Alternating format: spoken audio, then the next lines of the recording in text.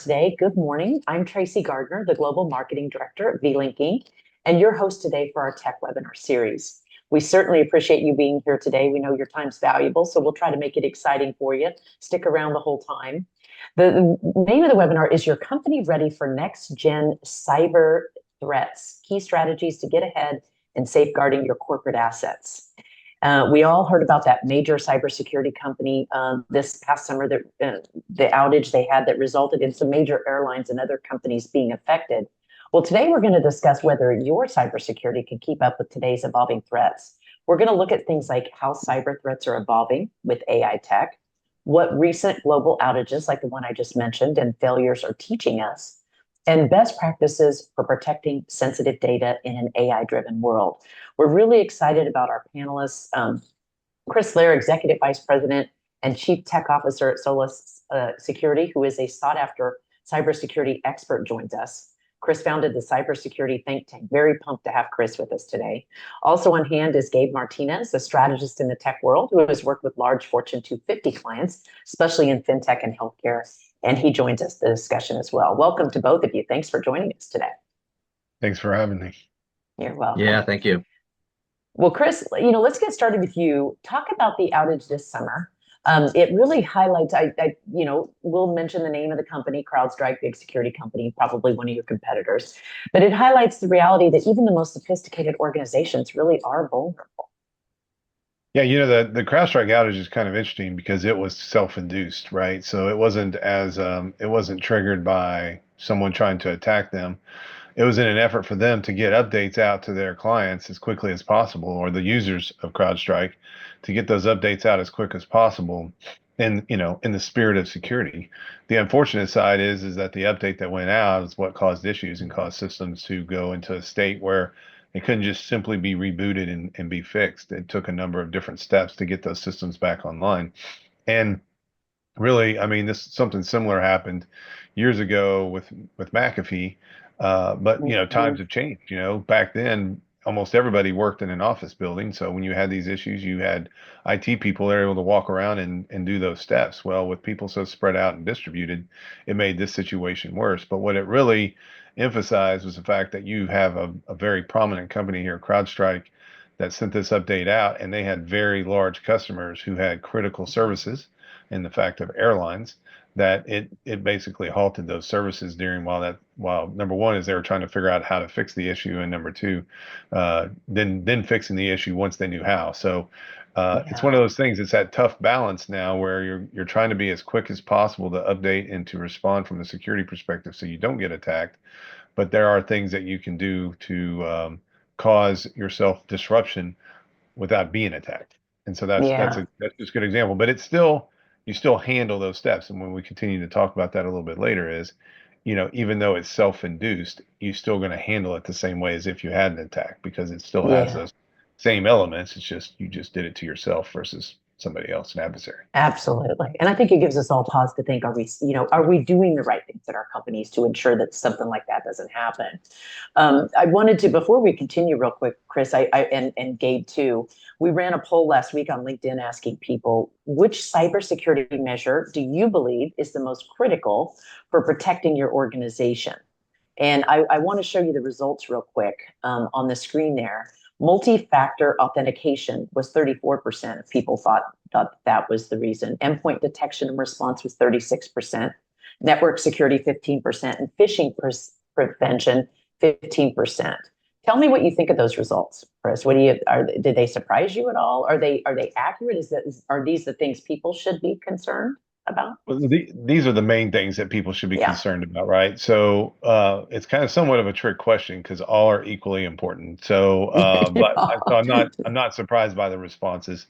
I think the multi-factor authentication is one that's been, talked about quite a bit. And what I tell people about multi-factor authentication is it's been around forever. I mean, my first job out of school, we were doing multi-factor authentication in 1999 when we had to VPN to the business, and that was just a normal private business. That wasn't government or anything of that of that deal. And it's taken this long for people to finally grasp this concept. I think the important part to know about multi-factor authentication is that how you implement it, how it's configured, and how it's done is the most important part. Having it's one thing, but having and Yeah. with all of these, it applies, but you just have to have it configured correctly. So, as an example, if your multi-factor authentication is getting text messages to your phone, I would tell you that is probably the weakest form. And if you're checking the box of multi-factor authentication and you're using text messaging, you better check that box very lightly, because it's really, in today's world, the bad guys are finding ways to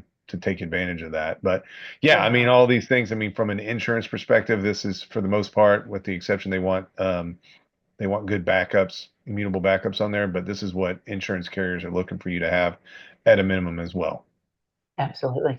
And I want to tell people real quick, hey, you guys please feel free to ask questions of Chris and Gabe here in a second. Put them in the chat. We'll make sure we ask them. Taryn can ping me and let me know that there's a question in the chat. So feel free to put them in there, because we want this to be an interactive session. And Chris is, such an expert that we want to make sure we get everything that you guys want to ask in. So Gabe, let's bring you in here real quick. You're a tech strategist. What do you tell your clients when it comes to data protection? I tell them, call Chris. Exactly. But seriously, a big part of what I do for clients is align them with the right partners, right? Some of those partners come from within our IT organization, VLink. That's points for the plug. And here's another one: when they need serious external expertise, which, let's face it, is the majority of the cases, I'll link them up with a company like Solis Security. Because the thing is, like I've said on previous webinars and podcasts, companies, and more specifically tech companies, big tech companies, I'm talking to you, you got to stop trying to do everything yourselves. Like my therapist always says, it's okay to lean on someone.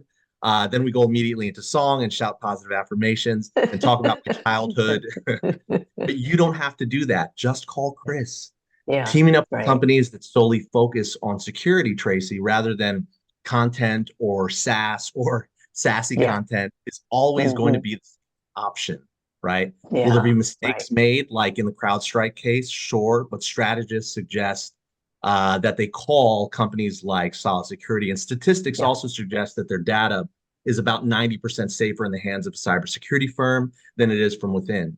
So, it's especially imperative that if it's not your game, if the cybersecurity thing is not your game, then you need to work with a company who focuses on that 100% of the time. Yeah, 100%, 100%. And Chris, do you think most companies are missing out on safeguarding data privacy from the most pressing cybersecurity vulnerabilities? Yeah, I think data privacy is just a huge gap, and people don't have a handle on it. I mean, there's more examples that I can name here where we get into situations where people think they don't have any data. Like a bad guy gets into what we call a threat actor, gets into the environment and steals data. And people think, well, we don't have any data there that's worth it. But they find out there's just one spreadsheet full of employee information that goes back 20 years. Or they have a bunch of PDFs that somebody at one time scanned a bunch of stuff in that they weren't aware of, that's sitting on a folder that's grabbed. So really, if people did a better job of maintaining what we call data hygiene, they just did a better job of knowing what data they have, what's contained in that information, and making sure, hey, if you need to keep it, secure it properly. If it needs to be archived, that's fantastic, but it doesn't need to be archived in the production area where everybody has access to it.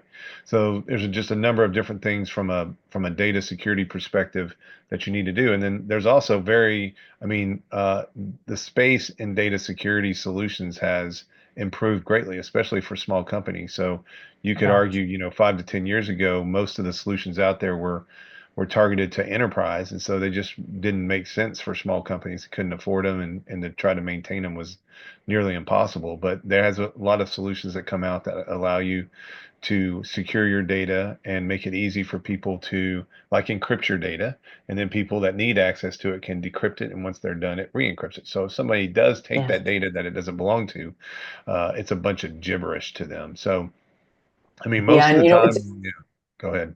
Oh, I'm sorry, Chris. I didn't mean to step over you. I know that you were talking about smaller companies, and so you and I and Gabe a little bit before the webinar were talking about, we had somebody hack Gabe's email, and they were posing as Gabe, and you said that happens a lot with even smaller companies, maybe even some larger companies. No, it And does. you've It got some, happens in companies of all sizes. Yeah, yeah, it doesn't matter. And what bites people in those particular situations is the people are in there usually to try to get somebody to do a redirect a payment to someone else's bank yeah, account, right? It could be an exactly. invoice or whatever the case may be. I even wrestle with my own accounting and finance. They want to put a lot of payment information on our invoices so people know how to pay us. And I said, well, yes, but if that falls in the wrong hands, somebody can manipulate that information on that invoice and get them to sell it some, send the money somewhere else. So, this is a perfect example of a business need versus a privacy and security need. You want to protect that. The other thing I was going to say about that though is what happens is just say hypothetically, Gabe used to be in an HR role and someone got into his email, and typically these bad guys will get in and download all the contents of the email, and they do that to learn about their victim so they can emulate their victim during an attack. Well, Jeez. once they pull down all that information, and let's say Gabe was in HR 5 years ago and has a bunch of HR data, now he has privacy issues and legal issues. And so Mhm. that's the thing that people miss the most in today's world about these cyber attacks. It's losing money, but and it's technical downtime and business interruption. But really, what the worst part of it is the legal side of it. And there's just so Mhm. much litigation after the fact. There's so much fallout that takes forever. It doesn't matter if insurance is a have that's a it's a need. You have to have that in place, but you're still Yeah, going to be dealing with a bunch of pain when you have a cyber attack. So yeah, that's why data is that's so important, and just knowing what to do during a situation like this in response is so important these days. sure. And Gabe, you can talk firsthand about that because the bad actors have posed as you, talking Yeah, about but you know harming what it is, people. Tracy? You know what it is, Tracy? They're not as funny as I am. So it never Right, fully comes across as a genuine me, right? right. My You just colleagues challenged immediately them though. spot. Yeah. Yeah, they spot that lack of humor. They say, "This is dry Gabe. This isn't the guy I know." Right. Now, do you ever have But to protect folks from catfishing, Chris? Not to kind of lean off, but I guess this sort of thing also applies in terms of cybersecurity. Yeah, yeah. a lot of the individual, I hate, most of the stuff we deal with is business related, right? So, I Mhm. mean, but we've had people call us, I've had people that, whose children have been catfished, online through Instagram, and then, unfortunately, that they're victimized, but through extortion. And you've seen all the Mm. bad stories where, I mean, some children have unfortunately decided to commit suicide because they're embarrassed Oh, by the situation that happened because they ended up providing photos that to their attacker, and ended yeah. up pretty bad. And so there's been a lot of heat on the social media companies about that, but it's unfortunate. Hmm. But I have had friends call me up, and I've had to walk them through on how to deal with those types of situations because Absolutely. it is purely a catfishing situation. That person that has reached out to you does not look anything like that photo, or that age or Yeah. that name or anything like that. So yeah, that's pretty prevalent too. I mean, we talk a lot about the business attacks, but there's a lot of stuff that people target individuals. I mean, they get into people's Facebook, Instagram accounts and lock you out. I mean, we've had situations Wow. where people have years and years worth of data in Dropbox and they don't do a good job with multi-factor Mhm. authentication, locking down Dropbox. A threat actor gets in there, locks them out. So they can't even get Yeah. into their Dropbox anymore. Then they have to go through a process through Dropbox's channels to get their stuff back. And by that time, who knows who saw what and accessed what and copied off what or whatever. So yeah, it's Yeah. that those four elements that we put up there, even though we were probably talking it from a business context perspective, but from a people perspective, you're just as much of a risk being attacked as a business is. Yeah, scary stuff. Well, tell us, Chris, some of the best practices for companies. How does Solis work with your clients? What do you tell them? I know you've got a couple of slides we're going to throw up that talk about this. Talk about some of the things that you guys recommend. Yeah, so we do have some slides that get into more of the AI, which we'll talk about, but let's just talk about the Yeah. fundamental. One of the biggest things that companies need to adopt is they need to have some type of formal assessment process in place on an ongoing basis, and that could be annual. But you as a cybersecurity risk management is no different than financial risk management in your company. It's no different than human capital risk management. It's a part. So it's not something you can just say, "Hey, my IT company has that covered. I don't need to worry about it." As a business owner, a business leader, you need to be on top of it, and you need to be understanding what risks there are to your organization, to your clients, to your employees. A lot of people ignore the employee part of it. And how do I manage those risks? And no, you can't spend an infinite amount of money, but you can spend the right money in the right places to deal with those risks, and then at least understand those other risks and how you're Mhm. going to accept them and what that means. So have a risk assessment performed, have it performed by a third party that kind of specializes in risk assessments. They're not there to throw anybody. If a company comes in there and their goal is to get people fired, that's not the right risk assessment. The right risk assessment is to say, hey, here's your current state of what you are from a risk perspective. Here's the things that you need to work on in some type of prioritized order, and let's focus on that. And the first one is usually the big one. And then after that, Yeah. it gets much easier because it's delta. So that's the number one thing. The number two thing is once you've understand your risk, you need to understand how those risks equate to your business. And so a lot of people miss on this step, which is what the process to handle this is called a business impact assessment. And that Mhm. tells that from a pure business perspective, what things can I afford to be down longer and then shorter down? What are the things that I can't afford to have down at all? And if they are down, what is the process to get them back up? And then what are the dependencies of those? So that's where, that assessment process and then going through a business impact assessment then get you prepared for the next step, which is, hey, look, we might get attacked. And if we do get attacked, let's know what we're supposed to do ahead of time.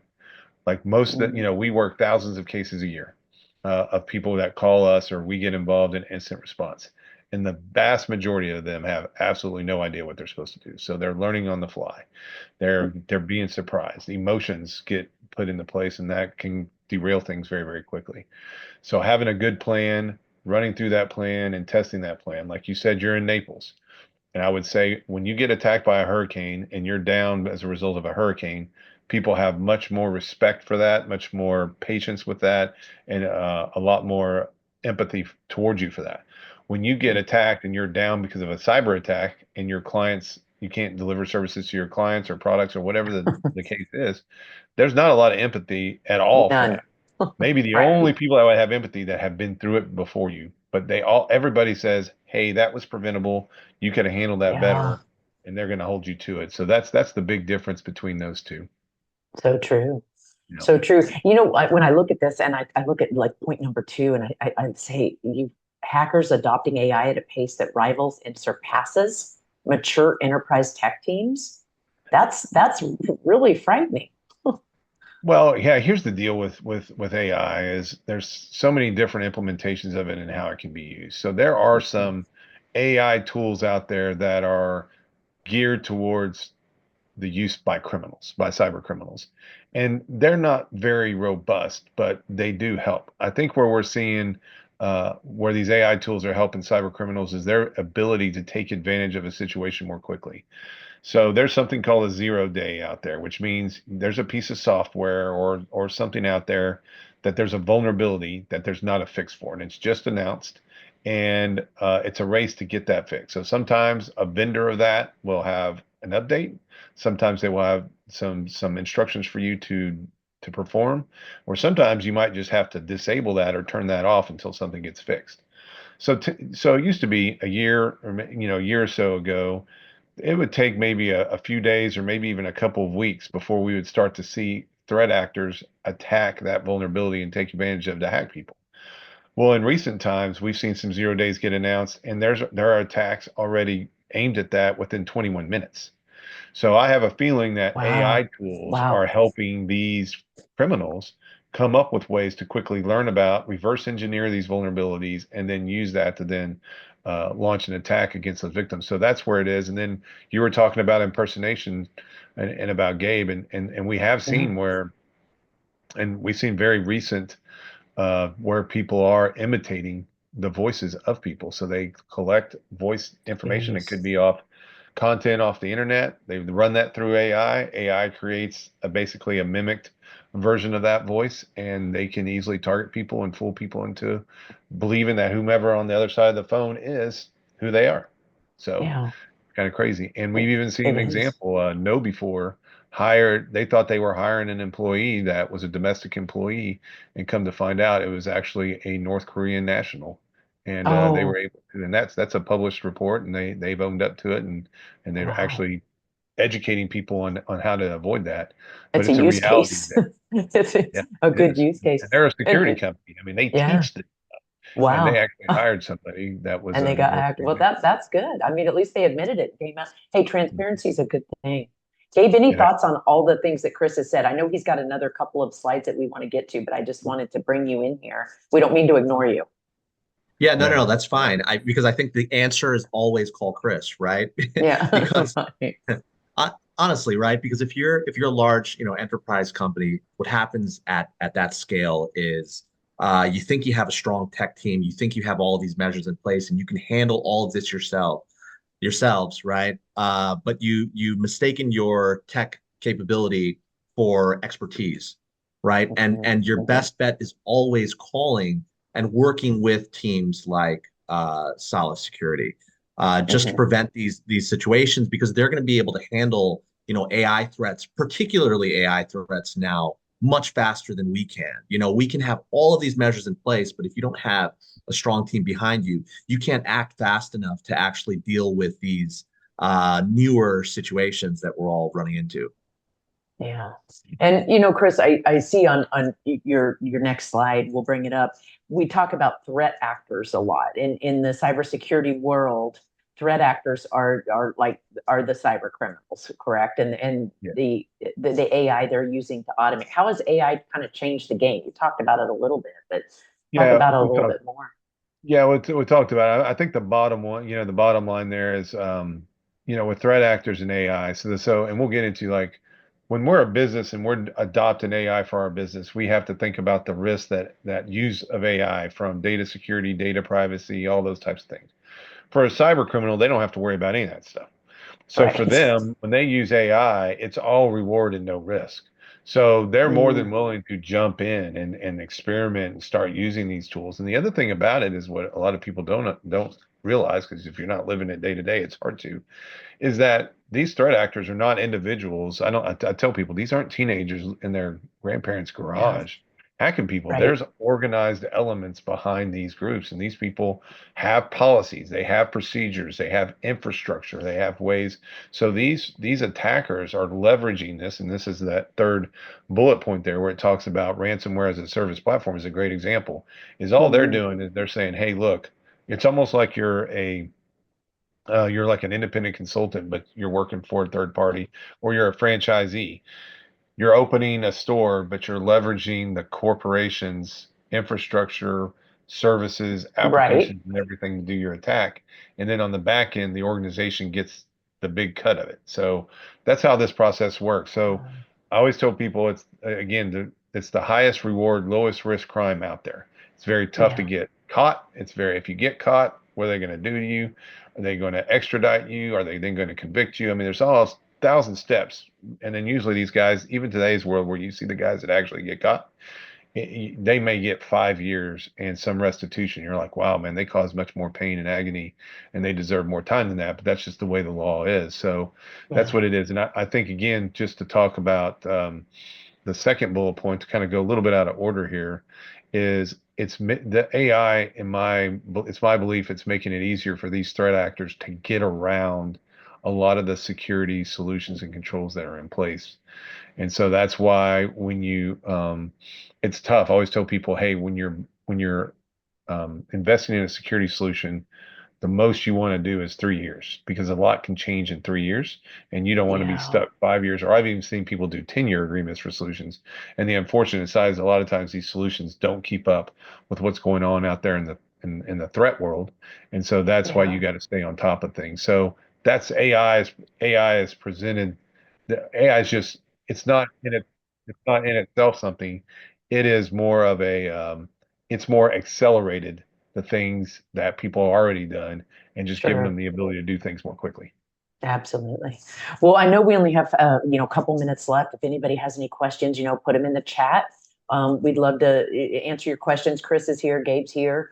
They would be more than happy. I see there's one question in the Q&A. It says, And I think we've kind of approached it, how AI has impacted traditional cybersecurity approaches.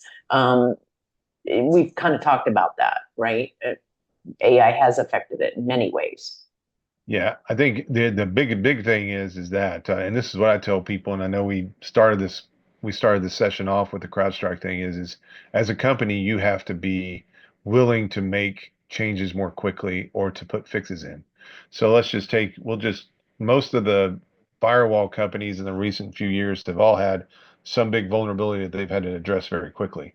Well, Mhm. historically, people have been shy about updating a firewall or window. Well, we'll get that done during a window next Saturday. We only do those things the third Thursday of the month or whatever. Well, that doesn't work anymore. So you may have a Yeah. situation where you got to update a firewall right now. Yes, it's going to disrupt operations because it's 10, 11, 9 o'clock, wherever the heck you are, when you're watching this thing, and that has to be done. So as a business leader, you have to acknowledge the fact that things are going to, and there may be things that just have to be disabled or shut down. I mean, we get in a lot Mhm. of situations where we're like, look, I know you have remote people, but right now that's remote, that piece of your network is being attacked. We got to shut it down. So your remote Mhm. people are going to have to figure out another way to get their job done or wait till we get this thing addressed before we do that. So that's the biggest thing. I mean, AI is just moving things much more quickly. Can do the same Yeah. thing for your business if you use it productively and you understand the risk of it, but also in the wrong hands, they can use it to do things more quickly than they ever have done in the past. Absolutely. And Chris and Gabe, I mean, we always do these tech webinar. We have a regular tech webinar series. We try to do one every quarter, and we're going to do one over the next 3 months. We try to educate people, but at the same time, we want people like yourself, Chris, who are experts. So tell us a little bit about Solis. I'll give you your 15 seconds to talk about the company, and then I'll let Gabe kind of talk about what VLink does as well to support cybersecurity. Sure. The quick elevator pitch. We've been around 21 years. We started doing cybersecurity consultancy for small and regional banks around the country. Since Mhm. then, our business has grown, and we are now part of a larger company, and we have a global reach. So we have our site here, and our one site here in Austin, Texas, our headquarters. We have another one closer to San Antonio, but we also have an office in London and an office in the Gold Coast, Australia. So we spend Nice. half our business is responding to cyber incidents, and the other side of the business is protecting people so they don't have cyber incidents, and that's what we do. So we're really proud of what we do. All of our people are experienced and are very passionate about what they do, and that's very important for us. And again, I love what I do, and it replicates across our entire company And what you we do. can you can tell, and we appreciate that. And Gabe, real quick, VLink can support that. Um, Yeah, yeah, of course. Look, we've been in the business for 20 years, of IT staffing and consulting. But what we do is predominantly support companies like Chris's and yours with the talent necessary to actually build out these cyber plans. And that's really the gist. It's, work oh, with a sure. company like Solis Security, use our company to employ your staff with the right teams necessary to actually deploy the measures taken by Solis. Yeah. Well, we certainly appreciate you guys' time. Chris, you've been excellent. Gabe, you've been great. Thanks for the comedy relief. We've certainly enjoyed it. And Chris, we Tracy, we hope I to have have you one back. more for you, by the way. I have one more Oh for you. no. Do I I want to wanted to hear leave it? you with this. So 88% of malware attacks are expected to be AI driven by 2030, which Wow. means that 12% of those attacks will be wearing something different, maybe something pretty and sparkly. That's it. That's my dad joke. Okay. Chris, any last comments before we let Yeah, I don't know. everybody I need go? to follow up. I would just say that for me, take it seriously, which I think everybody is. Don't be afraid to ask questions, and also always be prepared. Okay. Because most people think, hey, it's not going to happen to me. Yes, it will happen to you. So Yeah. if you're the more Oh prepared yeah. you are, And the better the situation is going to be. it's just a matter of time, right? Well, let's put their contact information up there if you want to get a hold of Chris or Gabe. We'll show the last slide, and of course, Chris has had his information up there when he speaks. But Taryn, if you want to put the contact slide up, I think that we've got that last slide in the deck. If you want to bring it up, but and we certainly appreciate everybody joining us today. We know your time is valuable, And we appreciate you joining us for our webinar series. If you know someone who might enjoy the webinar, we're going to send you out the link tomorrow. If you want more information about Chris or Gabe, please contact them or contact myself. I'll give you their information, and have a great day, and we'll see you guys the next time. Thanks again. Bye-bye.